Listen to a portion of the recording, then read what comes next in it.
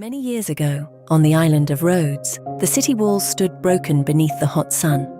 War and conquest had passed through the island, and many old places had fallen into ruin. Stones lay scattered where towers had once stood. Dust-covered places where people had once worked, walked, prayed, and lifted their hearts to God. Near the outer walls of the city, workers came to repair what had been damaged. The men worked beneath the hot sun, lifting stones one by one. Then one worker struck something beneath the dirt that did not sound like loose rubble. He stopped, knelt down, and brushed the soil away with his hand. What is it? I do not know. Wait, there is something here. This is not just broken stone. The others gathered near him. Slowly, beneath the dust, a wall appeared, then part of an arch, then the outline of a doorway, low and dark, as though it had been waiting many years for someone to find it. This is not like the other ruins. No, this was a church. The workers stood in silence. Before them were the buried ruins of an ancient and beautiful church. The stones were broken, the doorway was partly covered, and the roof had been damaged in places. But even in ruin, it seemed holy. It was as though the earth itself had been keeping a secret. The workers quietly entered the holy space. Inside, the air was still. Light came through broken places in the roof and fell across the floor. Dust moved softly beneath their feet. The church had been hidden from the eyes of men, but it had not been hidden from God. Along the walls of the ruined church, the workers found holy icons. Most were cracked, darkened, or so faded that no one could tell which saints had once been painted there. The faces had nearly disappeared. The names could not be read.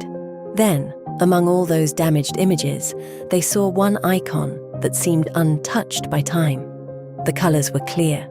The saint's face had not faded. He stood young and strong, dressed like a soldier, holding the cross of Christ in his hand. Around him were 12 small scenes, each one showing suffering, courage, and prayer. How can this icon be so bright when all the others have faded? No one answered. They could only look. The icon did not feel like something that had merely survived. It felt like something that had been kept, hidden until the hour when God chose to bring it into the light. Beneath the saint were letters. A name was written there, but the workers could not read it clearly enough.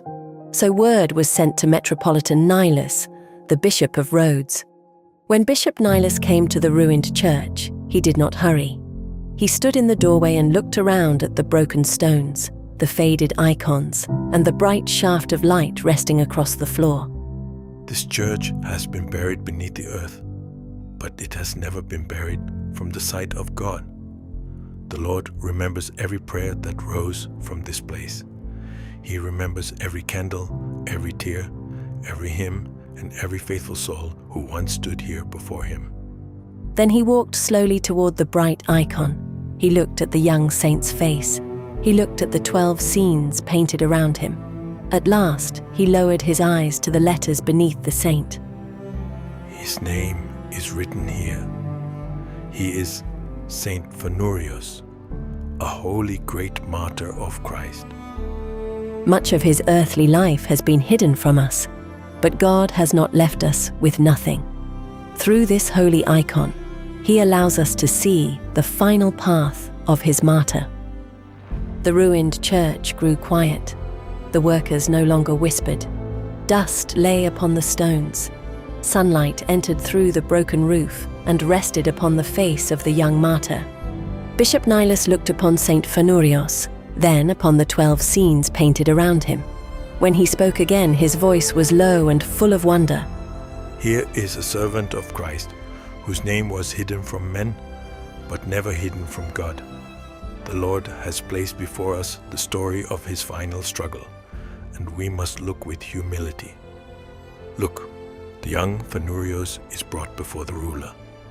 I can almost hear the noise of the court, the hard voices, the soldiers beside him, the proud judge seated above.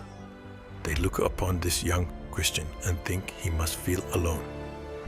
But he's not alone. Christ stands with him, though their eyes cannot see him. Perhaps they ask him, "Who are you?" And perhaps he answers simply, "I am a servant of Jesus Christ." Perhaps they tell him, "Deny him and you may live." Perhaps they promise him safety, honor, bread, and a place among men. But Saint Phanurios has already chosen a better life. He does not belong to fear, he belongs to Christ.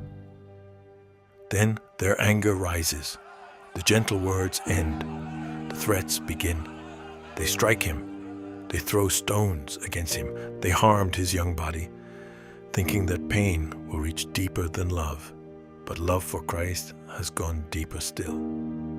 His is not a story far away from us. He is a real young man. His body feels pain. His mouth grows dry. His heart must feel the loneliness of having no father to beg for him, no mother beside him to say, "Be strong, I am here." Yet heaven is near. The Lord sees him. The angels watch over. The martyr is surrounded by cruelty, but he is never alone. Now they shut him in prison. The door closes. The voices outside fade away. The stone floor is cold. He feels the pain in the darkness. Perhaps this is the hour when fear comes closest. And there, in the silence of the prison, an angel of the Lord comes to him. The ruler thought the prison would break him, but God sends comfort to his servant. They bring him out again. They had hoped the night would defeat him. They had hoped loneliness and pain would make him ready to obey. But he comes forward, still belonging to Christ, bruised, tired, and suffering. Yes, but still God's servant. Now the sufferings grow heavier. Here they burn him with torches. Here he is tied to a great wheel. Here wild beasts are brought against him to harm him. Here they press him beneath a heavy stone. Every scene shows another cruelty, another attempt to make him surrender. But every scene also shows something greater, the patience of a soul held by God. Do not think, my children, that the saint felt nothing. Do not think holiness made his body unbreakable. No, he suffered, he trembled, he endured what any man would fear. But Christ was stronger than his fear. Grace did not make the pain go away. Grace made love stronger than the pain. And now they bring him before the idols. This is what they wanted from the beginning, not only to hurt him, but to turn his heart away from Christ. They place burning coals and incense right in his hands. Perhaps they say, only this, only one small offering, only one little act, and all this pain will end. But Saint Phanurios will not betray Christ. He will not bend his head to lifeless gods. His body is broken, but his soul belongs to the Holy Trinity. See there, beside the scene, the evil one greatly upset. He thought fear and pain would conquer the young martyr. But the enemy is put to shame, because Saint Phanurios remains Christ's own. And now we come to the final image. A great fiery furnace is lit. The flames rise around Fanourios. The young martyr stands inside the fire with his hands lifted upward. He is praying. This is the end of his earthly struggle, but not the end of his life. The fire receives his body, but Christ receives his soul. The men who killed him thought they had erased him from the world, but no servant of Christ can be erased from the memory of God. Bishop Nilus bowed before the icon. His eyes were filled with tears. And now, after many years, his name has been brought forth again. Holy Great-Martyr Phanurios, newly revealed servant of Christ, pray for us. You were hidden beneath the dust of years, but never forgotten in heaven. Today, the Lord has brought your name into the light and shown you to the whole church.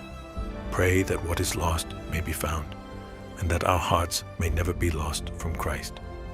The workers bowed their heads. No one spoke for a while.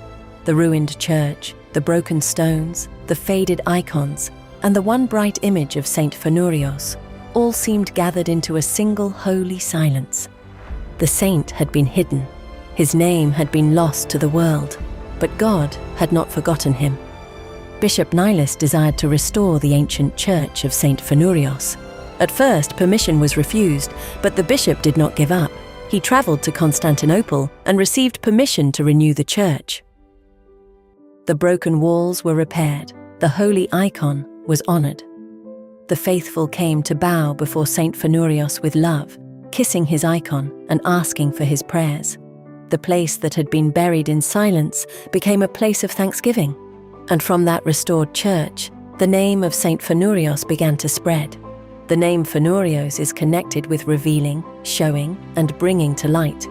Just as his own icon was hidden for many years and then found in the ruins, faithful Christians ask Saint Phanouриos to pray when something is lost.